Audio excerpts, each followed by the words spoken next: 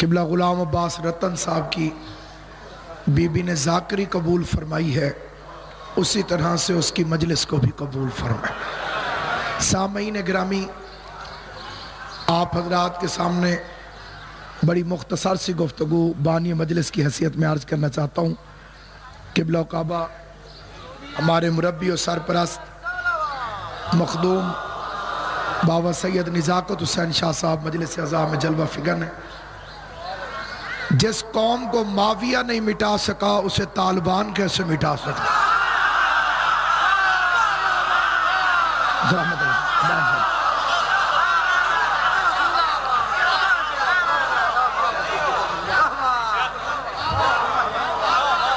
جس مقام تک میری آواز جا رہی ہے، جس قوم کو مٹانے کے لیے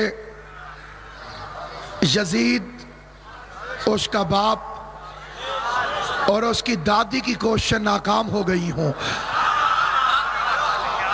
اس کی دادی کا ذکر اس لیے ضروری ہے کہ پہلا کرائے کا قاتل ہندہ نے بھیجا تھا۔ تاریخ اسلام کے اندر امیر حمزہ کو قتل کرانے کے لیے ناقابل بیان لالچ دے کر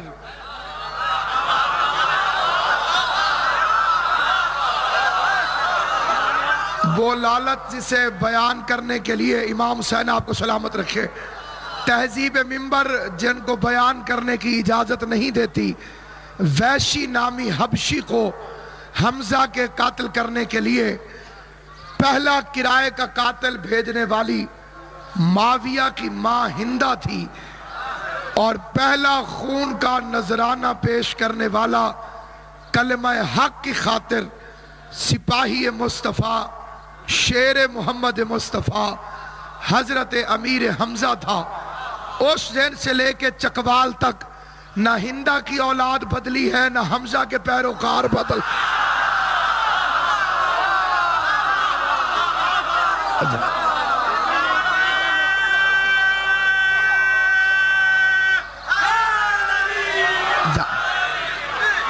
سامعین گرامی قدر، کائنات آدم و عالم میں آپ دنیا جہان میں جا کے دیکھ لیجیے، بات گالی سے شروع ہوئی تھی، پھر کچھ عرصہ گولی پہ رکی رہی۔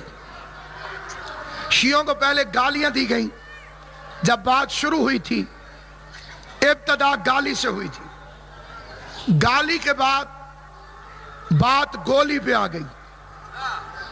جس کے پاس دلیل نہیں ہوتی وہ گالی دیتا ہے، اور جب گالیاں ختم ہو گئیں پھر گولیاں شروع ہو گئیں، پھر گولیوں سے ٹھنڈ نہ پڑی، پھر خودکش دھماکے شروع ہو گئے۔ کوئی غیرت مند ان بے غیرتوں سے پوچھے، میں تھوڑا سا خون ماتم میں نکالوں تو حرام ہے؟ توجہ ہے یا نہیں؟ ہاتھ سے بھی لو۔ میں اگر اپنے بدن سے لازم تھوڑا سا بلیڈ مار کے خون نکالوں تو حرام ہے، اور تم اپنے بدن کو پھاڑ دو تو شہید ہو۔ تم قتل کر کے بھی میرے مولا نے، امیر المومنین نے 19 رمضان کو ایک ضرب ماری تھی۔ کچھ بندے سمجھ رہے ہوں گے کہ شاید میں فکرہ اوپر نیچے کر گیا ہوں، ضرب تو مولا علی کو لگی تھی، نہیں، ایک ضرب امیر المومنین نے بھی چلائی تھی۔ ادھر قاتل کی تلوار لگی، ادھر علی نے فرمایا فزت برب الکعبہ، رب کعبہ کی قسم میں کامیاب ہو گیا۔ علی نے تو فیصلہ کر دیا تھا تم قتل کر کے بھی ناکام رہو گے، ہم قتل ہو کے بھی کامیاب رہے۔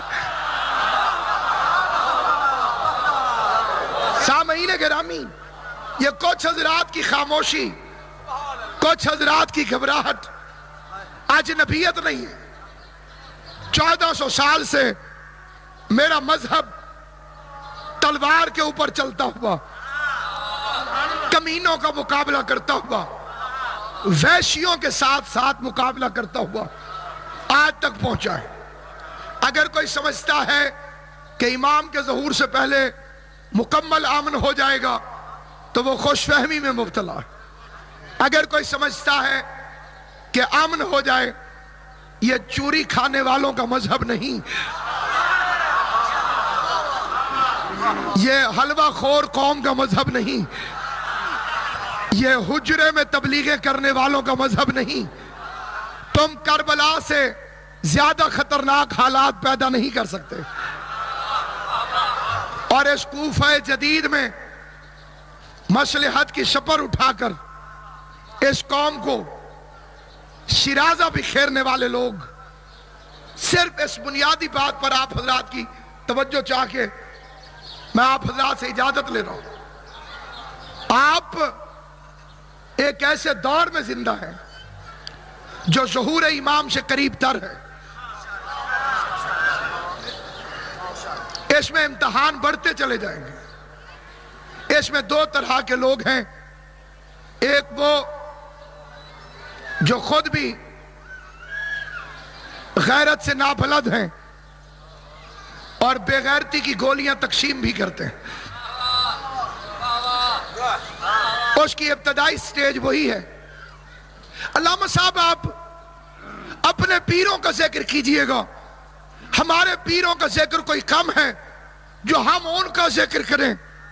وہ تو پلیت ہیں، ہمارا منبر پاک ہے۔ میں نے کہا جب قرآن جیسی پاک کتاب میں فرعون جیسے پلیت کا نام آ سکتا ہے، اللہ سے پوچھو خالی آدم کا ذکر کرتا، شیطان کا ذکر کیوں کیا؟ خالی ابراہیم کا ذکر کرتا، نمرود کا ذکر کیوں کیا؟ یہ منافقت کی پہلی کلاس ہے۔ جب تک منافقت ختم نہیں ہوگی شجاعت نہیں آئے گی۔ یہ امام کا قول ہے کہ جہاں منافقت نہیں ہوتی وہاں شجاعت ہوتی ہے۔ پہلی بات۔ دوسری بات جسے عرض کرنا ضروری سمجھتا ہوں، قوم کو پہلے تقسیم کرنے کی سازش کی جا رہی ہے۔ وہ قوم جس کی پہچان ہی علی کی ولایت ہو، اس کے علاوہ اگر کوئی اپنی اور کوئی پہچان سمجھتا ہے تو وہ ثابت نہیں کر سکتا۔ آپ کی اکلوتی پہچان ہے ولایت علی ابن ابی طالب۔ پہلا جھگڑا اسی میں پیدا کیا گیا تاکہ منتشر کر دیا جائے، پھر ماتم کے خلاف فتویٰ تاکہ منتشر کر دیا جائے۔ مناوہ حملہ ہوا تھا، حملہ آوروں نے وردیاں پولیس کی پہنی ہوئی تھی۔ کم از کم ان بے غیرتوں کی بے غیرتی سے سمجھ جاؤ، سازشی جب اپنی صفوں میں داخل ہو تو وہ کپڑے ادھر والے پہن لیتا۔ مجھے نہیں پتا آپ کو میری بات سمجھ میں آئی ہے کہ نہیں آئی، کیونکہ باہر والے اپنے کپڑے پہنے گا تو پکڑا جائے گا۔ ان بے غیرتوں نے طریقہ یہ نکالا کہ اندر کی وردی پہنو تاکہ لوگ تمہیں اپنا سمجھیں۔ جو بھی مولوی امامہ پہن کر یا علی مدد کو بھونک رہا ہو، سمجھو دہشت گردوں کا ایجنٹ ہے، کپڑے تبدیل کر کے بیٹھو۔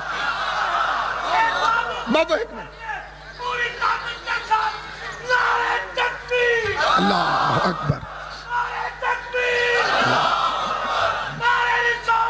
یا رسول اللہ، یا رسول اللہ، سامعین گرامی قدر، کیونکہ آپ حضرات اچھی طرح سے اس بات کو جانتے ہیں کہ میں صرف یہ مختصر سی گفتگو عبادت کے طور پہ آپ کی خدمت میں کرنے کے لیے آیا ہوں، اس لیے آپ حضرات سے التماس ہے، آپ کی کوئی حفاظت کرنے نہیں آئے گا۔ آپ کسی پہ بھروسہ کرتا ہے اس زمانے کے اندر تو اس سے بڑا بے وقوف کوئی نہیں ہے۔ مجھے وہ بچائے گا، مجھے وہ بچائے گا۔ پہلے لوگ کہتے تھے جی پولیس کھڑی ہوگی وہ بچائے گی، پولیس بیچاری تو خود بچتی پھر رہی، پولیس بیچاری تو خود بچتی پھر رہی، کون بچائے گا؟ اور رہ گئے حکمران جن کے دلوں کے اندر بغض اہل بیت بھرا ہوا۔ کرسی پہ بیٹھنے کے بعد لوگوں کے اندر فرعون والی صفات آ جاتی، اور اسی لیے ارسطو نے کہا تھا بادشاہوں کا کوئی مذہب نہیں ہوتا، لہذا جو احمقوں کی جنت میں رہتے ہیں، فلاں شیعہ ہے، فلاں مومن ہے، جن کا مذہب پیسہ ہو، جن کا اقتدار دین ہو، ان لوگوں سے اس قسم کی توقع نہیں رکھنی چاہیے۔ بڑے زرداری صاحب شیعہ مشہور ہیں اور واقعاً شیعہ بھی ہیں، علم بھی لگایا ہوا ہے. مسجد نبی میں گئے، کیمرے کو اوپر ڈالا گیا، ہاتھ باندھ کے نماز پڑھ کے خوش کر رہے ہیں، اور پھر چول یہ ماری کہ پتہ نہ چلا کہ ہاتھ یہ والا نیچے رکھتے ہیں کہ یہ پہلے ادھر رکھا پھر ادھر کرنے لگے. کم از کم پہلے کوئی ٹیوشن لینی چاہیے تھی تاکہ پتہ چلے کہ آپ کا تعلق کدھر سے ہے. اور سامعین گرامی، ان حکومتوں سے امید رکھنا میں سمجھتا ہوں کہ اپنے آپ کو دھوکہ دینے کے برابر ہے. آپ کا امن قائم ہوگا امام زمانہ کی حکومت سے، اپنے دلوں سے نفرتوں کو ختم کر کے، اپنے دلوں سے منافقت کو ختم کر کے.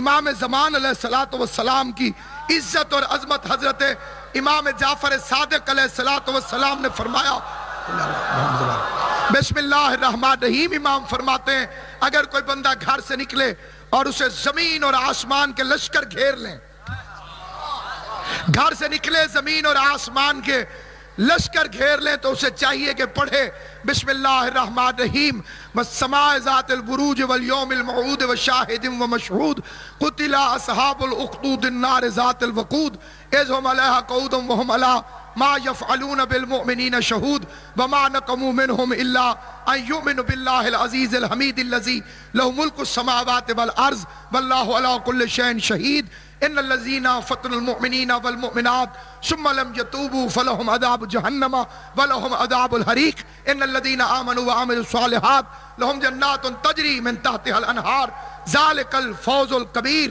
ان بطش ربک لشدید انہ هو یبدی ویعید وهو الغفور الودود ذو العرش المجید فعال لما یرید. هل اتاک حدیث الجنود فرعون والثمود بل الذین کفروا فی تکذیب واللہ من برائہم محیط بل هو قرآن مجید فی لوح محفوظ. 28ویں پارے میں سورہ البروج. امام فرماتے ہیں یہ پڑھ کے گھر سے نکل پڑے، جن اور انسان بھی اس کے خلاف کٹھے ہو جائیں تو اس کا بال تک نہیں توڑ سکتا. اور ایک بات اور یاد رکھیے، اور یہ بات بڑی ضروری ہے، جس سٹوری کا اینڈ آپ کو پتا ہو، جس کہانی کا اینڈ آپ کو پتا ہو کہ آخر میں کیا ہوگا، تو اس کے درمیان کے مختلف مناظر آپ کے دل میں پریشانی پیدا نہیں کرتے. اس کہانی کا اینڈ ہمیں پتا ہے، اس لیے شیعہ نہیں گھبراتے. ہمیں پتا ہے کہ مہدی کی حکومت قائم ہوگی، اور اس وقت کوئی دشمن علی اگر پتھر کے نیچے بھی چھپے گا تو پتھر بول بول کے علی والوں سے کہے گا کتا ادھر چھپا ہوا.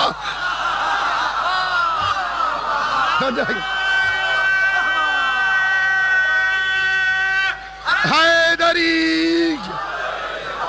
ایک طبقہ یہ ہے جو خود بھی کوئی عمل نہیں کرنا چاہتا، اور دوسرا بھی اگر کوئی عمل کرنا چاہے تو اسے جہاں میں رہنے کا بس ایک یہی طریقہ ہے، ضمیر جاگ اٹھے تو اسے سلا دیجئے. ایک یہ طبقہ ہے. دوسرا طبقہ ہے جس کے اندر جوش ہے، جیسے ابھی میری ایک بہن بولی، ادھر سے ایک بھائی بھی بولا تھا کہ چلیے باہر روڈ پر. پھر جب کوئی غیرت کرتا ہے تو اس کا حشر کیا جاتا ہے غلام رضا نقوی کی طرح. اس قوم کے پاس غیرت کا یہی صلہ ہے. اگر بغداد میں ہم ہوتے اور امام موسیٰ کاظم زندان میں ہوتے تو 14 سال تک شاید ملاقاتیوں کی فہرست میں ہمارا نام نہ ہوتا. خالی عقیدت، خالی محبت، زبانی جمع خرچ فائدہ دینے والے نہیں ہیں. اگر اس کے پیچھے کوئی وارث بن کے گیا ہوتا آج 10 غلام رضا نقوی اور پیدا ہو گئے ہوتے. 14 سال ہو گئے ہیں مسلسل زندان کے اندر، اور پھر قبلہ نے بتایا ہے وہاں تشدد، ظلم ان کے اوپر کیا جاتا ہے. اور جب کسی کو کہا جائے کہ بعض ظلم ہو رہا ہے، اوئے ہوئے ہوئے بڑی زیادتی ہے. اللہ اللہ خیر صلی اللہ. روز چکوال بنے گا اس قوم کے ساتھ، روز شہادتیں ہوں گی. ہم اس دور میں زندہ ہیں کہ جس کے بارے میں ایک شاعر نے کہا تھا، ہوا ہی ایسی چلی ہے ہر ایک سوچتا ہے تمام شہر جلے ایک میرا گھر نہ جلے. مومن وہ ہے کہ جو اپنا آپ سمجھے میرے ساتھ ہوا ہے. کوئی اجتماعی دعا آپ کے سامنے کسی نے پیش کی ہو، ذرا سا کوئی آگے کی طرف چلے، تھوڑا سا کوئی قدم بڑھائے، اتنی خطرناک ہے قومیات اتنی خطرناک ہے. علامہ وقار حسین نقوی صاحب تشریف فرمائیں اور میرے سامنے شیخ صاحب بھی بیٹھے ہوئے ہیں. بند کمرے کے اندر 14 مومنین کے اندر میٹنگ ہوئی تھی اسی لاہور شہر کے اندر. 14 حضرات صرف اور صرف خفیہ میٹنگ رحمان پورے کے بارے میں. کسی نے کہا اتنے لاکھ جلوس نکالو پیسے دوں گا. بی بی بند کر دے فون کو 1 منٹ, یہ زیادہ ضروری بات ہے جو ادھر ہو رہی ہے. میٹنگ ہو رہی ہے, میٹنگ کے اندر لوگوں نے اٹھ کے عطیات کا اعلان کیا اور ایک مومن اٹھا, اس نے کہا میرے پاس پیسے نہیں ہیں, میرے 6 بیٹے ہیں, میں 2 بیٹے امام حسین کے نام پہ دیتا ہوں, انہیں لے جاؤ, انہیں امام حسین کے نام پہ قربان کر دو. قبلہ و کعبہ گواہ ہے. پھر 3 دن کے بعد سیکٹریٹ میں یہاں پہ خالد رانجھا اس وقت منسٹر تھا, مشرف کی نئی حکومت آئی تھی, حاج صاحب قبلہ جس وقت ہم منسٹر کے آفس میں داخل ہوئے پہلا فکرہ خالد رانجھا نے کہا وہ شیخ کدھر ہے جس نے 2 بیٹے چندے میں امام حسین کو دے دیے. اتنی خفیہ میٹنگ پہنچانے والے لوگ ہماری صفوں کے اندر موجود ہیں. اتنے خفیہ میٹنگ کے اندر ان بندوں کے نام قبلہ کی بھی آنکھوں کے سامنے ہے, میں بھی انگلیوں پہ گن سکتا ہوں. جب تک منافقت نہیں چھوڑی جائے گی اس وقت تک تمہارا تحفظ نہیں ہوگا. باقی رہ گئی مجلسیں. مجھے جناب سیدہ کے زخمی پہلو کی قسم, گھر سے نکلتے ہو تو علموں والا تمہارا پہرا دیتا ہوا چلتا. اس مجلس میں آتے ہوئے زندگی میں یہ اتنا بڑا مجمع, یہ ٹھاٹھے مارتا ہوا سمندر, آج صرف تمہارے پاس زبان نہیں ہے ورنہ سچ جتنا ہمارے پاس ہے. کل ایک لڑکی کے فوٹو ٹی وی پہ دکھائے جاتے رہے, تازیانے مارے ہیں اسے مولویوں نے, نہ اس کے باپ کا پتہ, نہ اس کے خاندان کا پتہ, نہ کسی کو یہ پتا ہے کہ بے گناہ ہے کہ مجرم. ہر بندے نے کہا ہے افسوس ہوا ہے. بے غیر تو تم اجنبی لڑکی کو تازیانے لگتے دیکھ کر افسوس کرتے ہو, مدینے میں محمد کی بیٹی کو تازیانے لگتے رہے. کوئی بے غیرت ملا آج تک تاریخ میں ایسا نہیں جو کبھی زندگی میں جا کے تاریخ سے پوچھے, ان میڈیا والوں سے پوچھے, ان مولویوں سے پوچھے فاطمہ زہرا کا کیا قصور تھا. مجھے بطول کی چادر کی قسم آج کا دن بھی بی بی کی شہادت کا دن ہے, کیونکہ ایک روایت ہے کہ 40 دن زندہ رہی, اپنے باپ کے بعد زہرا 40 دن زندہ رہی. آج 40 دن ہو گئے ہیں محمد کو دنیا سے گئے ہوئے, آج پورے 40 دن ہوئے ہیں. آج کا دن ابن شارع شعب نے فاطمہ زہرا کی شہادت کا لکھا ہے. میں ہاتھ جوڑ کے تم سے پوچھتا ہوں, آج تک کسی نے احتجاج کیا کہ زہرا کو تازیانہ کیوں مارا گیا, فاطمہ زہرا کو کیوں زخمی کیا گیا, زہرا کیوں دائیں ہاتھ سے تسبیح نہیں پڑھ سکتی تھی. قبلہ حاجی ناصر عباس صاحب قبلہ کعبہ تشریف فرمائے, سادات عظام تشریف فرمائے. مجھے بی بی فاطمہ کی قسم, مجھے بی بی سکینہ کے زخمی کانوں کی قسم, مجھے غازی عباس کے کٹے ہوئے بازوؤں کی قسم. ایک دن علی دیکھنا میری طرف, ایک دن علی نے پوچھا تھا زہرا زخم کا کیا حال ہے. ماہی بے آب کی طرح فاطمہ تڑپی اور تڑپ کے کہتی ہے یا علی ہذہ جراحۃ لابی, یہ زخم میں اپنے بابا کو جا کے دکھاؤں گی, جا کے کہوں گی بابا ابھی تیرا کفن بھی میلا نہیں ہوا تو اس ظالم نے مجھ پر ایسا ظلم کیا کہ زہرا دائیں ہاتھ سے تسبیح ادا نہ کر سکی. بس میری دعا ہے اور آپ حضرات سے التماس ہے, اپنے ہاتھ اپنے سر پہ رکھیے. میں آخری فکرہ کہتا ہوں, سارے اپنے ہاتھ سر پہ رکھو. یہ بے بسی کی علامت ہے. عربوں میں طریقہ تھا جب کسی کا بس نہیں چلتا تھا تو وہ اپنے ہاتھ اپنے سر پہ رکھ لیتا تھا, بالکل اسی طرح جیسے حسین کو ذبح ہوتا دیکھ کر زینب نے اپنے دونوں ہاتھ اپنے سر پہ رکھ کے مدینے کی طرف رخ کر کے کہا تھا نانا اب زینب کا کوئی چارہ نہیں چلتا, اے خدایا امام مہدی کے ظہور میں جلدی فرماؤ, غلام رضا نقوی کو رہائی نصیب فرماؤ, اس قوم میں کوئی مختار پیدا کر جو بے غیرتوں کو اینٹ کا جواب پتھر سے دے. اور پھر اب ہاتھ اوپر اٹھا لو.